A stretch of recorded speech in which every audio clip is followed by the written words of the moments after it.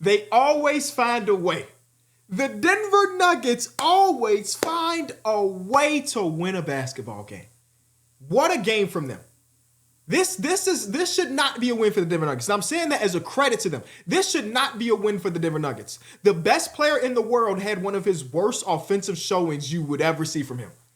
During the whole Nikola Jokic best player in the world MVP candidacy era, this is one of his worst offensive performances. He ended with 20 points. He had a big shot down the stretch when they were up by like 5 or so in overtime, which is pretty good. 16 rebounds. You know he's going to board very well. Not a lot of those being offensive. They kept him off the offensive glass for the majority of his game. It's only 6 assists, 8 turnovers. He shot 10 threes today, 10 of them. He missed every single one. When you think about how small of a margin this team usually has to win basketball games, you would think that if Jokic is putting together a personal stinker, they have no chance, right? But then we get some stuff that you can't quantify. We can talk about a team being the best defensive team in recent history because of the statistics. We can talk about a team being an amazing three-point shooting team. We can talk about a team being a fast break team. But certain things you can't quantify with statistics. Championship DNA, continuity, having the will is stuff we won't see on the box score. We won't see through statistics, and the Denver Nuggets do it time and time again. Last year, they're in the playoffs. They are down in every single first half against the Lakers, and they hit 2 game winners and eventually take care of the Lakers. We've seen time and time again. In game number 1, 40 seconds to go, they have no business winning that game. They won that game. Jokic airballed the Sumbor shuffle, and guess who was sitting in the dunker spot? Aaron Gordon for a game-winning tip layup or tip dunk. This team finds a way time and time again. Jokic was bad today by his own standard. But guess what? Michael Porter Jr. has been phenomenal. Since he was called out in the beginning of the series or in the beginning of the playoff run, he's been stepping up. He could barely lift his hand over his head. They tell you that every time you shoot the ball. He's been amazing. 21 and 8 today. Aaron Gordon turned himself to a capital S shooter over the last year or so. I remember they went on to win the championship in 2023. He was like a 34% three-point shooter in the regular season. And some of the playoff series that he ended up having in the finals, I remember he shot like 50-something% from 3. Now, they didn't really need him to do that because who they were going against and everything. But since then, he's continued to get better and better from shooting the ball. I know in the first round, he didn't shoot it amazingly well, but tonight, he's 4 of 6, and he hits the big shot to basically send it into overtime, if you will. This was an amazing game. Peyton Watson, I got to give him credit because on a night-to-night basis, if you are an NBA fan, you know that you're going to trust Jokic, you're going to trust Jamal, you're going to trust Aaron, you're going to trust Michael Porter Jr. more times than not. It's about the others, right? Can we get Christian Brown to hit some open threes? Today he had 2. Can we get Russell Westbrook to come in and give some energy? But that's kind of it.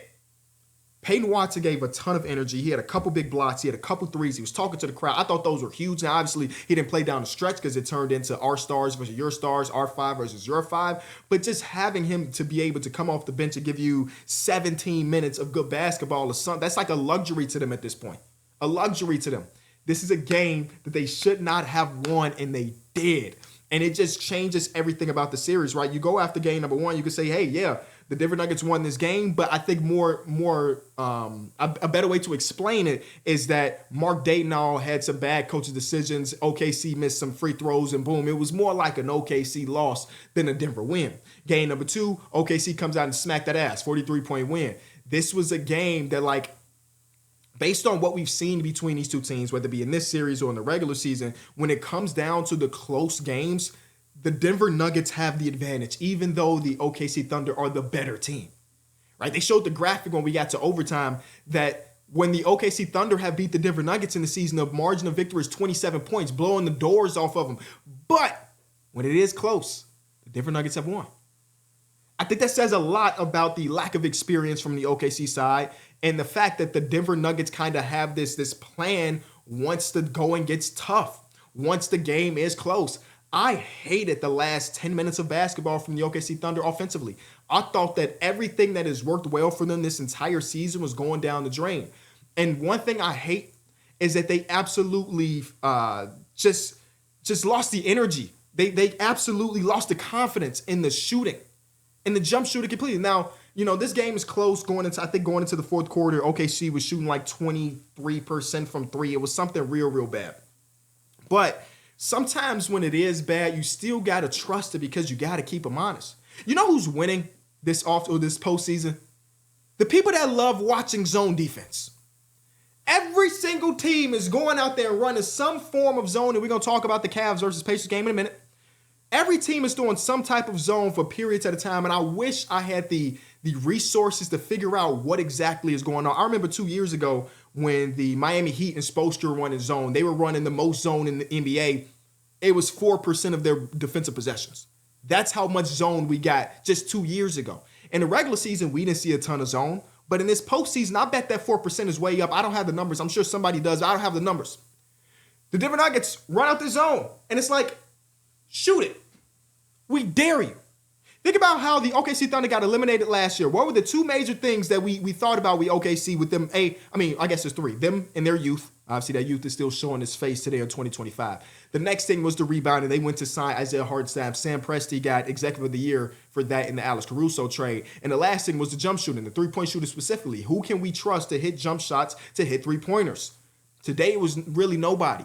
And then we got down to the end of the game and stuff. People that normally are really confident shooting the ball, like a Lou Dort, is passing up open threes because he has lost his own confidence because today he was 1 of 6, 0 of 4 from 3. They said 3 times on the broadcast today, Isaiah Hartenstein's push shot is an 82% shot for him. We got to overtime. He got 3 looks at those. 2 of them were damn near air balls. They lost all of the confidence. And then we get to the last 5 minutes, and in a lot of cases, this is pretty normal basketball. Hey, it's a close game. Our MVP, our star, please take us home. Shea could not do that today.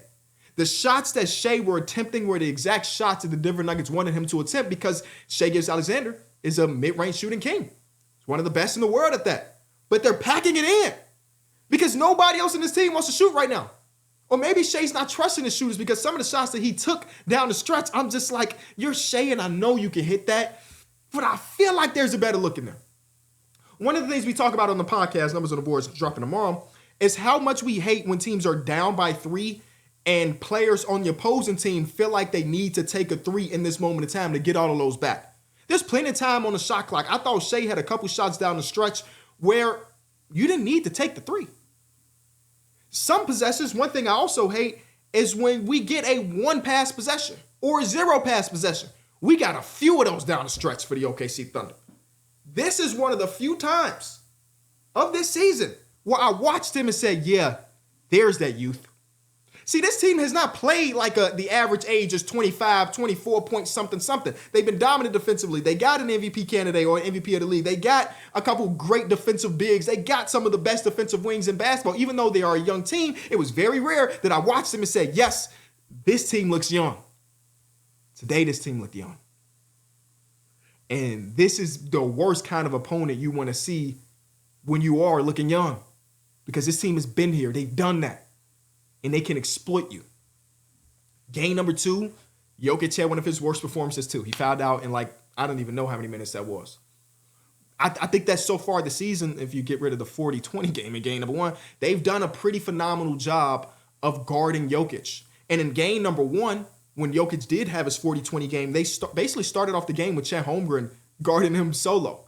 You know, sending some help. I know Alex Caruso got 6 steals or something, sending some late helps when he turned his back, yada, yada, yada. And then since then, it's been Isaiah Hartenstein as a primary defender, this bruisier type of dude, and they've tempered or prevented Jokic from being the best player in the world. But they're still down 2-1.